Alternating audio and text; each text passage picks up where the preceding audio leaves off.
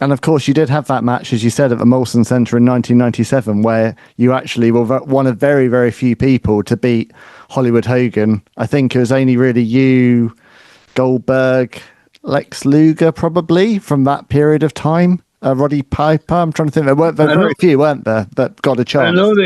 I know they say you could count them on a hand. So Yeah. I know there's not too many. It was amazing how lucky I was, and but he had a lot of respect for our family, and I contribute this match that he gave me to two or three reasons.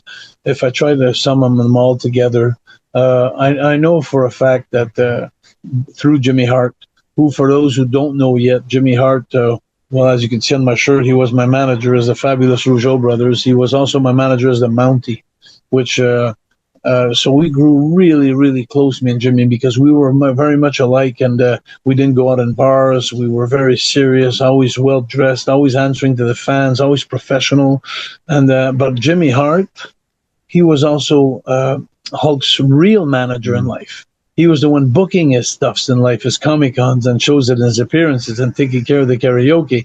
And so we had this great relationship, and through Jimmy, he let me know how much he had respect for the Rougeau family.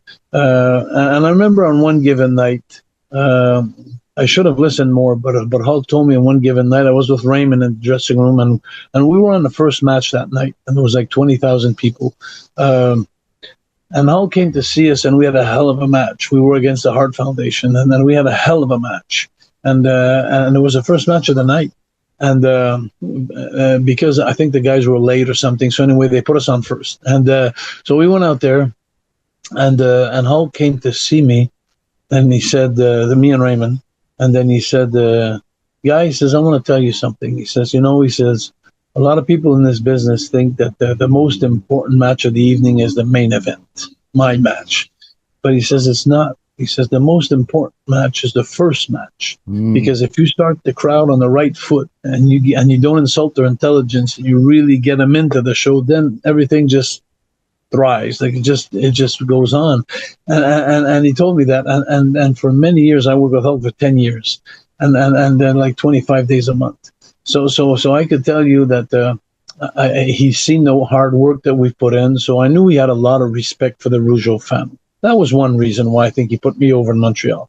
And another reason why, it's a more delicate situation, but it's what happened with Davey the Dynamite Kid and the British Bulldog, with my intimidation and bullying that I received from him, and then I threatened to go bring it to Vince, and then he beat me up in the dressing room, and I think everybody knows the story, and it was the biggest beating I ever got in my life, the most insulting one, and my self-esteem had fell down to nothing, and no, I still wonder today, how come I didn't quit, how come I didn't leave, but anyway.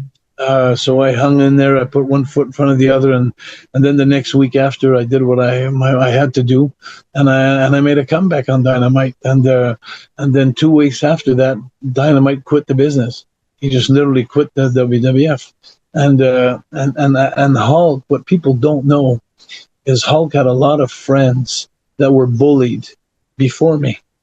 And they quit the business, and they left the business, and their gear was, I could tell you some stories about Honky Tonk Man being on his knees in the dressing room in front of the Dynamite Kid, insulting him and over a girl, a fan, and he just bullied him and that. And then Honky was a good friend of Hulk's, and so Hulk lost a lot of friends in this battle against bullying and stuff. And even Hulk, I'm sure he never told me, but I'm sure he was afraid too of the Bulldogs, that they were going to start to rib him too, because they were ribbing everybody. They were out of control. They were on drugs, on steroids, on pills. They were gone out of this world, and they were just and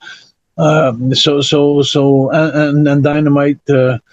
I don't want to get on his case too much, because I have so much respect for them as wrestlers, but he had that small man complex, and so he had to try to prove that he was bigger, better than life, and so I think that when they left, they quit the business because of me doing what I did to him. I think Hulk gained a big respect in me, and there was like a relief of this terror in the dressing room. that all the boys were afraid of the Bulldogs, like, because they were afraid to fall into the next victims. And a lot of the boys, I know for a fact, were, well, let's just put it this way. The Bulldogs would play a rib on someone, and then all the other boys would laugh with the Bulldogs when they do it, because as long as they were laughing with the Bulldogs, they weren't a victim. So they weren't picked on us, because when the Bulldogs figured like, oh, you're on my side, then I'll take her, you mate, and but it's hard to face bullying. And so I think that Hulk gained a lot of respect from me, and when I did that, and so when we came to Montreal, it was the funniest thing on earth. And the thing that I look back today and I wonder how things happen in life. We're in the dressing room, and the night of the show, and I'm just waiting. I'm just so nervous. I've always been nervous being in the same room as Hulk. He was so just intimidating. He was just so big, so iconic. I imagine the hockey players going in the dressing room with Wayne Gretzky and with Mario Lemieux just sitting beside them, the young guys that come in and like, oh my God, they're just being. And I always had that feeling when I was around Hulk, like, wow, he's so big and so impressive and so nice and so kind. So anyway, so in the dressing room in the Molson Center, it's my show. I booked this show for WCW. I'm the promoter for this show.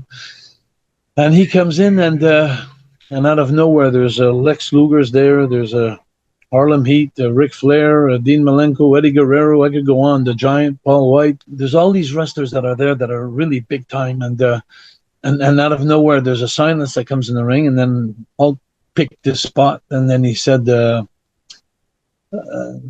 hey, brother, what are we doing tonight? He says that to me, like, what are we doing tonight? And I started laughing so hard because, and everybody, all the boys started laughing too, because, the boys probably thought he was just testing me, to see how I would respond to it.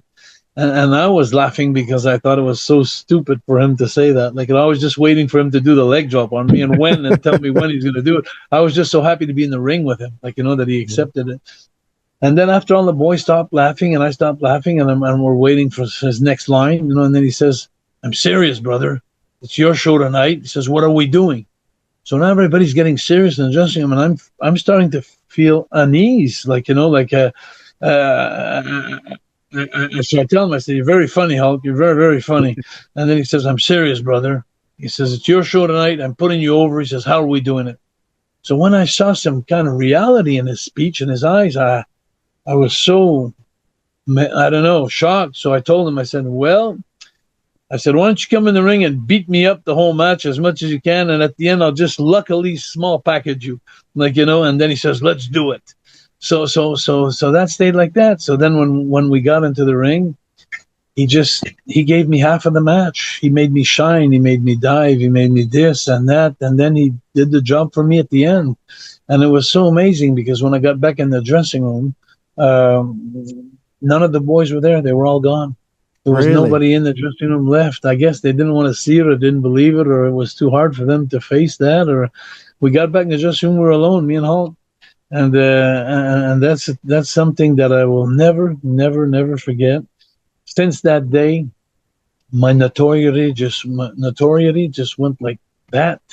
And through all they tried to keep it secret for a lot of times, but finally it leaked out to the medias, and then over the years, people are talking more and more about it. And I'm the first one I never do a podcast or a show without saying that, hey, I'm the only Canadian to beat Hulk Hogan, and because I got my bragging rights here.